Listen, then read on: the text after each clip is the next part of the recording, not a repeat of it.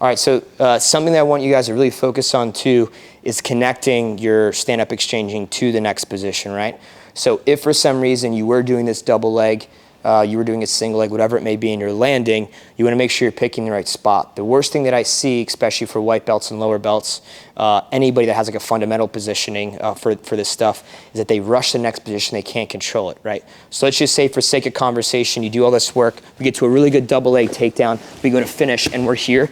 If Dennis's elbows are already in, and I put both my knees on the mat and I reach for his head here, he's gonna already go to a position where he can hip escape and get me back in. I'm gonna pull him into this position, it's gonna be really bad, right?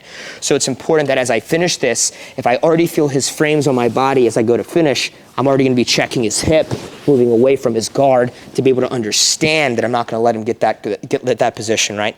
So it's really important, what I express to my lower belts is that it needs to make sense, your connection from one position to the other, right?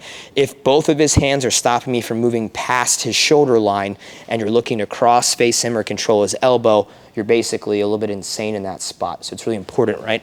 And again, let me just see from this side, right? If I finish that double leg and both of his hands are already active, if you put both your knees down and you let go to go here, he's already getting his guard back, right? So I'd be focusing on landing in that position. I feel him hitting me. I control his hips. I move him aside. I check his hip, and then I would move away. That will allow me to understand, again, conceptually, am I stopping Dennis from defending the position? The answer is no, so I need to use his defense against him, right? So he's framing, he's posting, he's pushing away. I focus on what I do have control, which is gonna be his hips. So I kill his hips first, and then I would walk up. If you just put your knees down and you don't respect that or acknowledge that value, the percentage of him getting out is gonna go up, right? So don't hope that Dennis is gonna make the mistake of doing that incorrectly. Instead, have better jiu-jitsu, make sure it just all goes out the window no matter what he does, right? So keep that in mind in terms of connecting your positions.